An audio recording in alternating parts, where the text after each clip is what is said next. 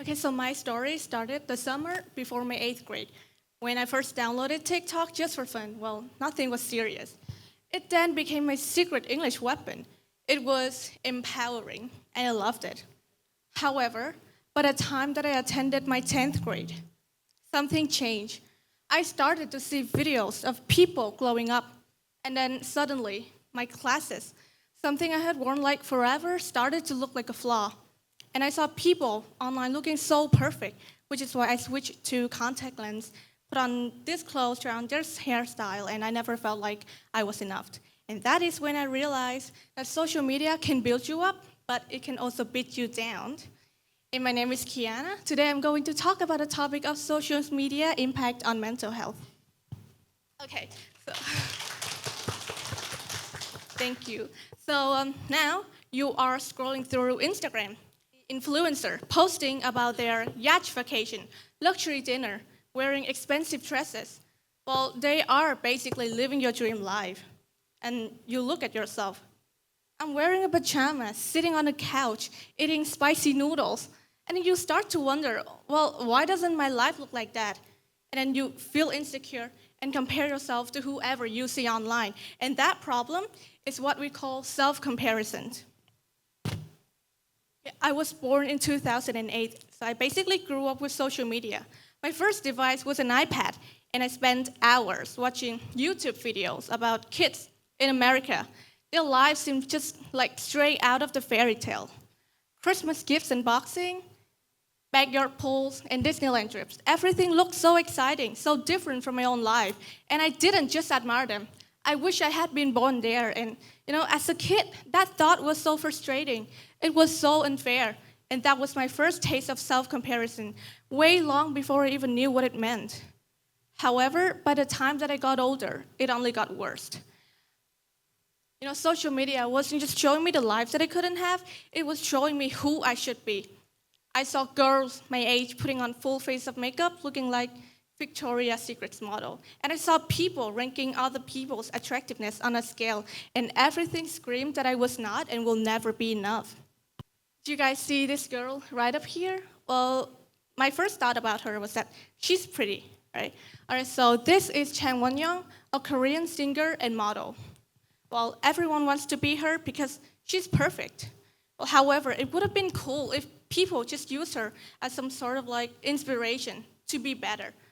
However, social media twisted it to something called toxic voyeurism. So this used to be a trend that was all over the media. And there would be people telling you to throw up after eating or to wake up at 3 a.m. to study. They call it harsh motivation.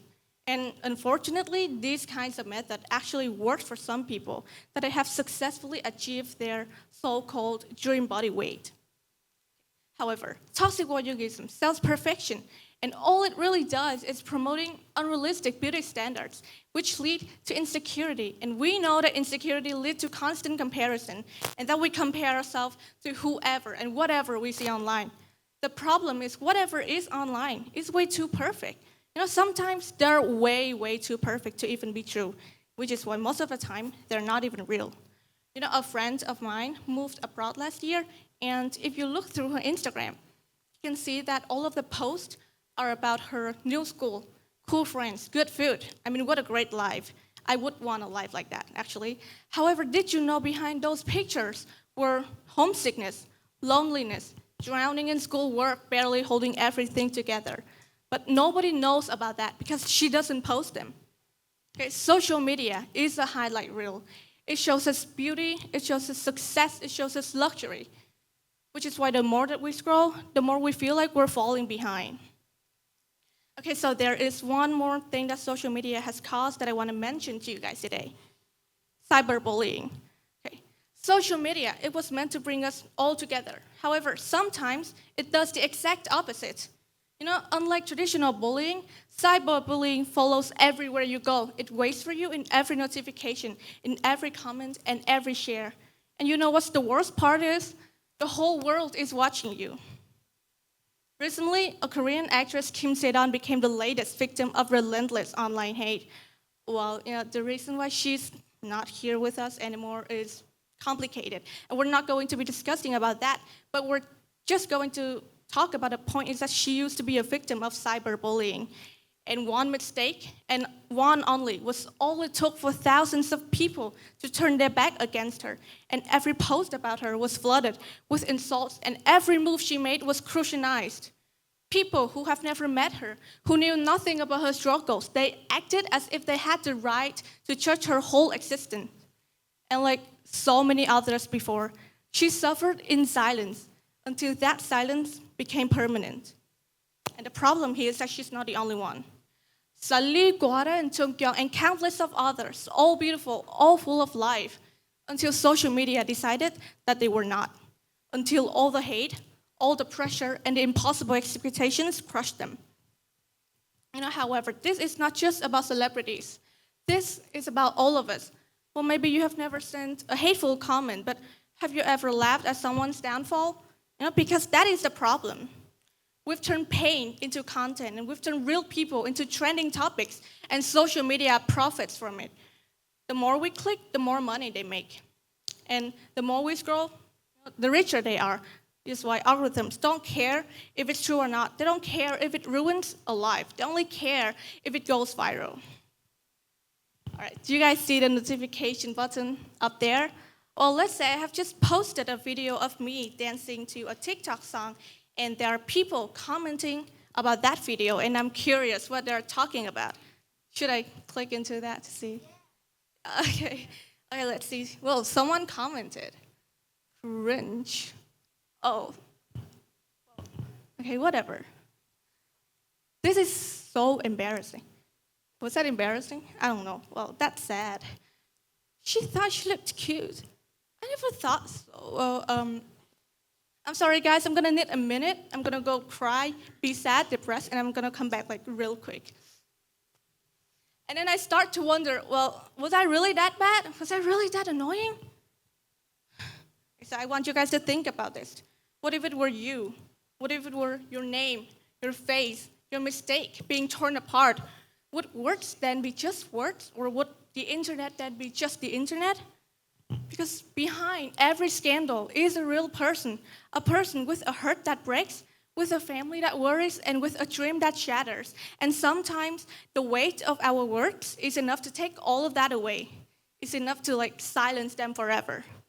And you see, we see the rising level of anxiety, of depression, of FOMO, comparison, and highlight reel and everything and all the time. It's everywhere. It's a lot. However, I'm not going to be wasting my time telling you guys to spend less time on social media.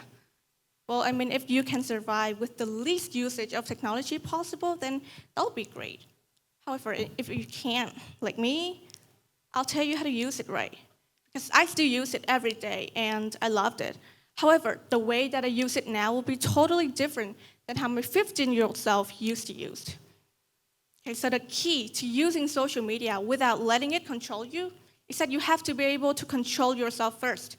You have to be able to understand yourself, to love yourself, accept who you are, because social media, it is powerful. It shapes how you see the world, and more manipulatively, how you see yourself.